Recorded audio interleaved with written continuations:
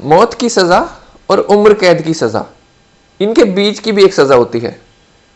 आइए समझते हैं इसमें कि सुप्रीम कोर्ट ने इन पे क्या कहा। नमस्कार, हेलो, कानून फटाफट में आपका स्वागत है।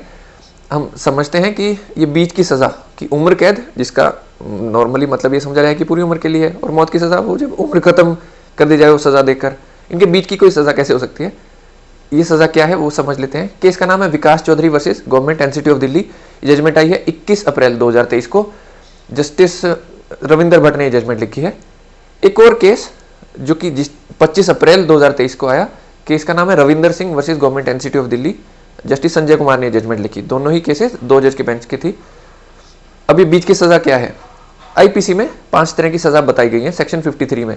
एक होती है मौत की सजा, फिर आती है उम्र कैद की सजा, फिर इम्प्रिजनमेंट यानी कारावास, वो हो सकती है सिंपल या रिगरस, फिर होती है फॉरफीचर ऑफ प्रॉपर्टी यानी आपकी प्रॉपर्टी जब्त कर ली जाए, और फाइन।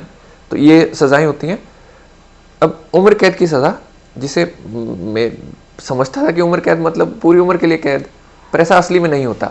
स्टेट को माफ़ी करने का हक होता है तो वह सज़ा माफ़ कर सकते हैं, लेकिन सेक्शन 433 ए सीआरपीसी का उसमें लिखा हुआ है कि अगर उम्र कैद की सज़ा माफ़ करनी है तो वो कम से कम 14 साल सज़ा होने के बाद ही माफ़ की जा सकती है।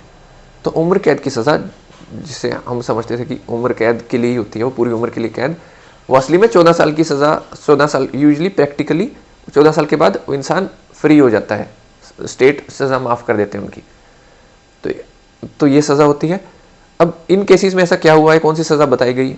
ये सज़ा पहली बार बताई गई थी Swami Shraddhanand versus union of India, 2008 का केस था। ये भी खौफनाक क्राइम था एक। इस केस में मैसूर की रियासत हुआ करती थी, उनके दीवान की बेटी का मर्डर किया गया था। उनके हस्बैंड ने, स्वामी श्रद्धानंद ने, उनको जिंदा ही एक लकड़ी के बॉक्स में डालकर दफना दिया गया था अपने घर के बैकयार्ड में, उनके हस्बैंड ने, स्वामी श्रद्धानंद ने।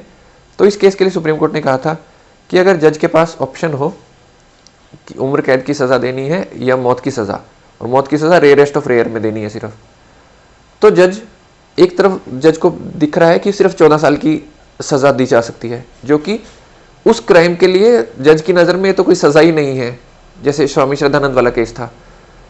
और दूसरी तरफ डेथ सेंटेंस, तो जज ना चाहते हुए भी जज को मौत की सज़ा देनी होती थी, क्योंकि इनके बीच में कोई ऑप्शन नहीं थी। तो इस केस में सुप्रीम कोर्ट ने एक नई तरह की सज़ा बताई थी कि एक fix term of life sentence.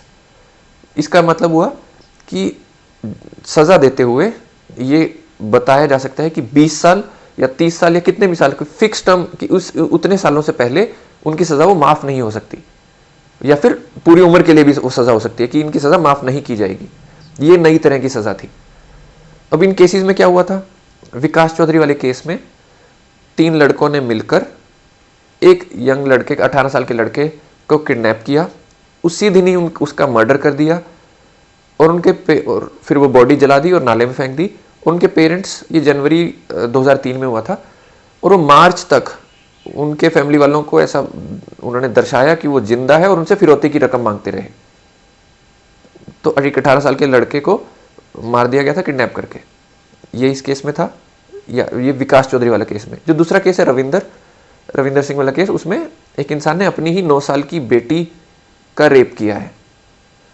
अब इनमें सुप्रीम कोर्ट ने दोनों ही केसेस में उन इंसान को 20 साल की फिक्स टर्म सेंटेंस बताई है, कम से कम वो 20 साल जेल में रहेंगे ही रहेंगे। अब जो सजा स्वामी श्रद्धानंद वाले केस में आई थी, वो श्रीहरन, ये कॉन्स्टिट्यूशन बेंच था, union of India versus Sriharan, 2015 का केस था। उसमें वो कहा गया था कि हाँ, उसमें ये सवाल था कि जब कोई सज़ा क्या सुप्रीम कोर्ट को देने का हक है, उसमें ये बात अच्छे से डिस्कस की गई थी और बताया गया था हाँ, ये नई तरह की सज़ा ये कॉन्स्टिट्यूशनल कोर्ट्स दे सकते हैं, सिर्फ हाई कोर्ट या सुप्रीम कोर्ट, और इन कोर्ट्स को वो सज़ा देने का हक है।